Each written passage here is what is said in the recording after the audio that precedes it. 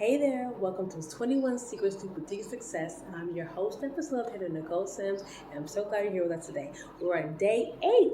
Today we're talking to Callie Combs, who is the creative director and founder of Social Palcal, which is a branding and strategic marketing agency that helps entrepreneurs with their social media platform, keeping it simple and maximizing their time. She's going to give you some gems today about how to really truly use social media to grow and to make a difference for you and your customers. It's going to be a fantastic conversation.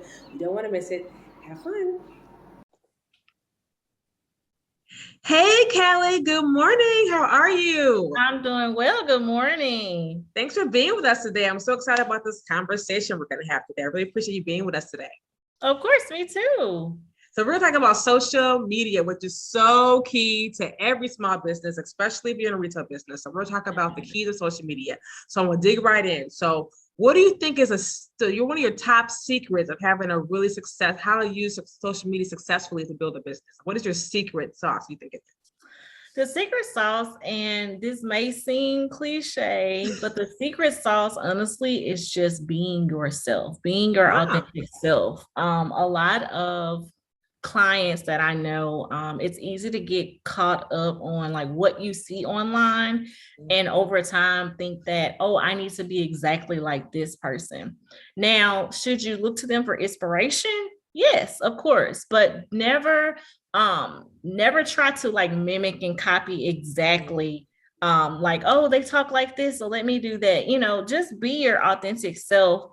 I think that is missed nowadays because social media makes us feel like we have to like be a lot of copycats, and it's really not the case. If you just present to the world who you are authentically, they're going to respond, and that includes your business. Okay. So going back on that, because I've heard the same thing with too. And sometimes, especially if you're a new entrepreneur, you're new to retail and you desperately want to be successful, what are some keys to being yourself? Like what things they think, well, if I want to be successful and I can take, let's say I see Fashion Nova or I see another big brand that's doing so well, I can pull things from it, but they're already established. How do I feel? How do you tell someone can be yourself, but I'm not established? How am I going to attract people? How does being yourself attract people when you're still starting yourself? Like, how does So that work? being yourself means telling your story and telling your story wholeheartedly, whether it's good, bad, ugly, triumphs, the trials, everything in building your business and sharing that with the world. Nowadays, especially in retail, people are more connected to the story behind the business and what they have gone through, even more so than the products. Now, the products, it doesn't mean the products got to be subpar now, but it means that people feel attached to supporting your story based on the journey that you have gone through. I have a great example of a current client of mine. She started a purse business. And it's a luxury purse business. I wish I had it near me because I would show it to you. Very nice quality. Like looking at it, you would love it. It's $100 purse. And now granted, that's kind of hit or miss to people. People like, oh my gosh, like she's never had a business before, never been in fashion, but always wanted fashion. But the story behind it is her name is Lashika, and the name of her purse brand is La Chic. And the reason why she named it La Chic after her name was because time and time again, when she would work in the corporate environment, people would tell her how ghetto her name was. And so she was motivated and said, you know what, I'm going to show you how ghetto my name is. I'm going to make a luxury brand behind my name. Oh, I love it. She actually used one of my content sheet planners that I have on my website. It's like a 30-day content strategy. She needed help trying to create her brand because she was a new business, and she followed that every day. Do you know, in her 90 days, she made over $16,000 in 90 days. Like, I'm floored. But she went in there, she did the work, unafraid, told her story. I told her, you need to share that story. Tell people why you named that, why you named the purse Lashik after you. And it just caught on and everybody bought it. Like, she was moved to tears. She left me a voice message the other day and I was almost crying. Right. I was just so proud of her, like just not being afraid to be your authentic self. And so that's what I mean. That's a perfect story. I love that story, actually. I love that because that's why I already hear people saying, I already hear people thinking, well, I'm not there yet. Who's going to care about what I have to say? Who's going to care? But the fact that people want to connect with you, and the fact that a lot of people, especially a lot of African-American women, do like have names that aren't considered, acceptable, will really connect with you. Like, you made a luxury brand based on someone who they try to shame you with that. Exactly. And that the fact that that was her way, she came up every day on social media, and that drew her audience, and that drew her customers. Yes, exactly. Yes. That's amazing. So kind of piggybacking off of that. So what do you think is a common mistake? Because we know people, the secret is to be yourself. What do you think a common mistake is? You kind of mentioned a little bit, but kind of a mistake people make when using social media to grow their business. I think two mistakes. I would say, of course, going back to what I said before, trying to copycat too many people, because when you do that, you end up losing yourself in the process. And then another mistake is growing on platforms, spreading yourself too thin across all the platforms, because you get so excited as a business owner. You're like, oh, I gotta be on Facebook, I gotta be on Instagram, I gotta be on TikTok, I gotta be this. And not realizing that it takes time and effort on all of those platforms to actually grow and see a return in your growth over time if you're doing it organically. So not spreading yourself so thin, but understanding like where your target audience is at online. Where do they live, quote unquote, on social media? Are they more on TikTok? Are they more on Instagram? Are they more on Facebook? All of these factors go into play when considering where you need to grow on social media. You kind of answered my question I had. I was like, well, how do they decide? You decide, where your people are. Based on where they are, what kind of, where are they consuming content? What is your brand? Is your brand a boutique? Then, okay, probably Instagram and TikTok would be your better option versus a Facebook. Is your brand, a service-based industry? Okay, Facebook might be your better option, or in Instagram. So figuring out, those best platforms based on where your clientele is on social media. How do they find that out? Because I know I can hear people asking, okay, I get that, and I agree with you, Kelly, but how do I find out where my target customer will be? I mean, you can, because they kind of look similar. I mean, TikTok is a little more, youth-based, a little more video-oriented, but they kind of look a little similar. How do I figure out, well, where is my customer? Well, if you don't know, figure it out already, hire a social media strategist, because you got to invest in your business. And I think going back to your second question, like the mistake that people make, I understand that a lot of times we don't have the budget to hire people, but at the same time, on the other side, on the other spectrum, you may end up missing out on money or coming out of more money than you thought you should have come out of, because you're not talking and consulting with someone that's already been in the industry, already been working, can tell you how to move, what you need to do, where to spend your time at on social media, all of that. So all of that is super important. And investing in a social media strategist can help you figure out those best platforms, because a lot of people think that, TikTok, that's just for teenagers and they dancing. Not realizing that TikTok is a growing platform for short form content. And it's not just for teenagers. It's for the business owners. It's for older people. It's for a lot of different people, because that's the only platform right now where you can really be your authentic self and grow more significantly than you can even grow on Facebook or Instagram combined. That's really good, because I was one of those people. I thought TikTok was for kids, and then because I'm like, oh, I have a consulting business. No one's on there talking about consulting and talking about growing your boutique business, but they are, and people are on there. And then I was actually exposed to a social media strategist, like you said, at one of her webinars, and she said the exact same thing. She's like, no, you guys, TikTok is where you want to be in videos of how she growing her business on TikTok. So it's really, you hire someone to understands the actual industry, it helps you out. I think that's one thing too. They feel they have to do everything themselves, and they're scared to spend the money. And they're scared to be like, hey, well, I'm trying to buy my inventory. I don't have a really tight budget. I can't afford to do this. Well, you sometimes can't afford not to do it.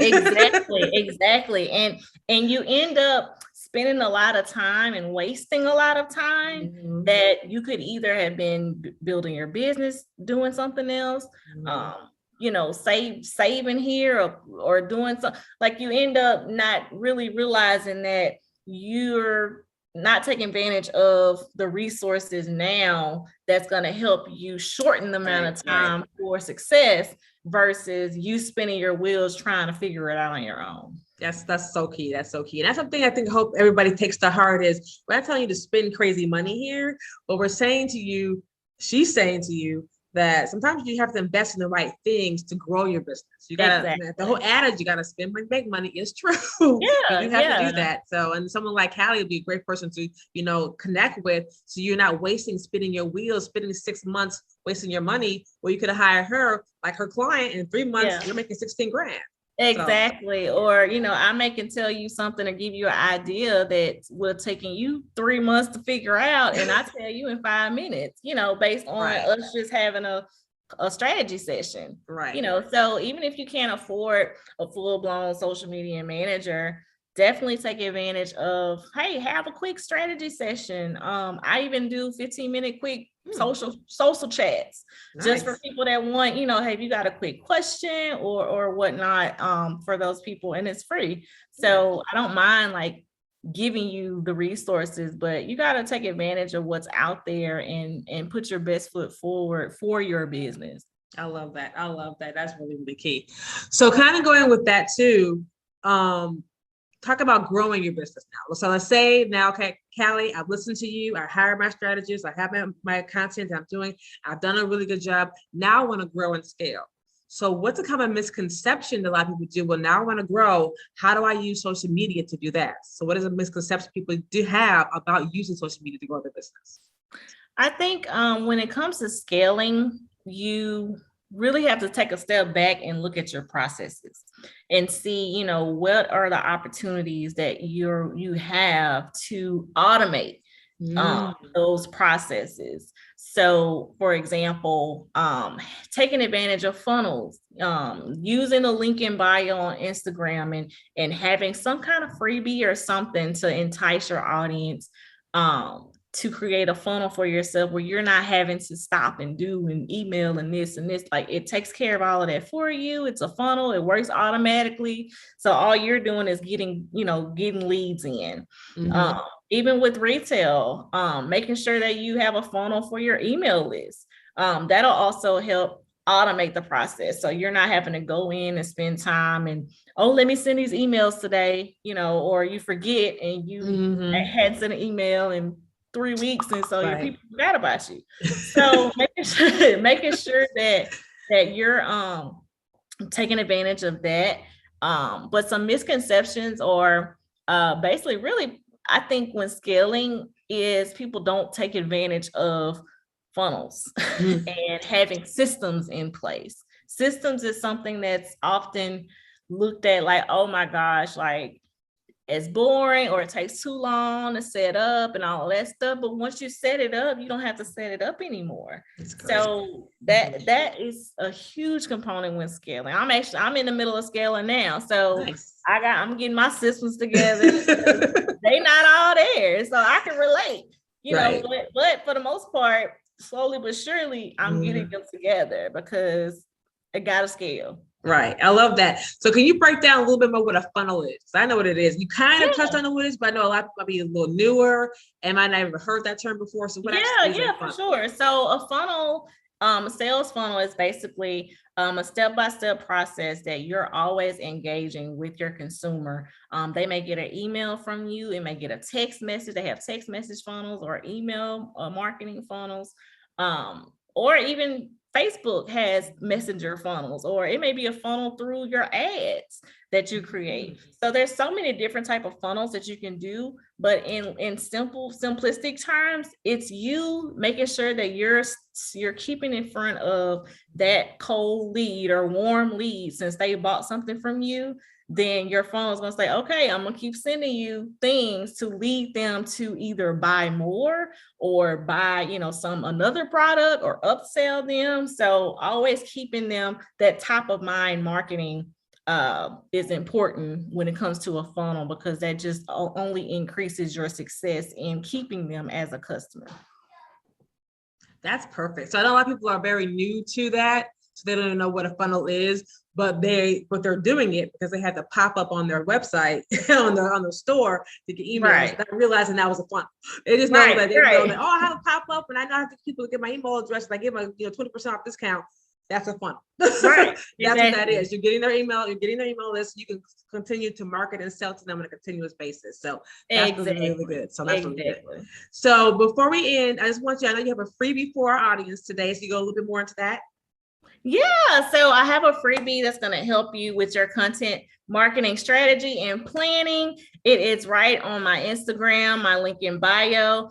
All you do is go click on that, and that funnel will help you plan your content strategy through learning your content topics. So I know a lot of people have clients that I talk to have issue with trying to figure out what to use or what to say online when it comes to their content. So I have that freebie. It's going to help you with your content topics. And it lines it up all for you. You'll see it and download it. And please use it, because I guarantee you it's going to help you. Yes. And everybody will have a link to that in the email when you receive this video. So you guys will have that. So that's really great. So yes, it'll be good. And I actually think I might set up myself. I mean, I've done some posts, but I need more inspiration myself. So I think I'm going to get it myself. Yeah. So before we get out of here, I'm asking all the aspects at the end. From your heart, what is one thing you want everyone watching this interview to come away with? Like, if they don't learn anything else or get anything else from you, what is the one thing you want them to walk away with and understand about social media? The one thing I want them to walk away with is some social media can be simplistic. It doesn't have to be so overwhelming as people think it is. It can be very simplistic. And that's where I come from. I'm a teacher by nature. I've taught kindergarten. So I just love to teach. So I love breaking things down in simplistic forms in order to help people just learn social media, because you got to learn it. It's not a if, it's you got to learn it, because that's where marketing is going today. And that's where it's going to go in the future. So if you want anything online, business wise, or even brick and mortar, you're going to miss the mark if you're not taking advantage of social media and all the tools it has for you. That's perfect. That's really true. I totally believe that. So I don't see people like, social media is a hard part of it, but not really hard. If you take the steps she talks about and you have a plan and a system in place, it actually will work out for your best. So all of that was great knowledge. Thank you so much, Kelly. This was a great conversation. This was amazing. So amazing. Okay, so you take care of yourself and we'll see you soon. Thank you, Kelly. Thank you. Bye. Bye.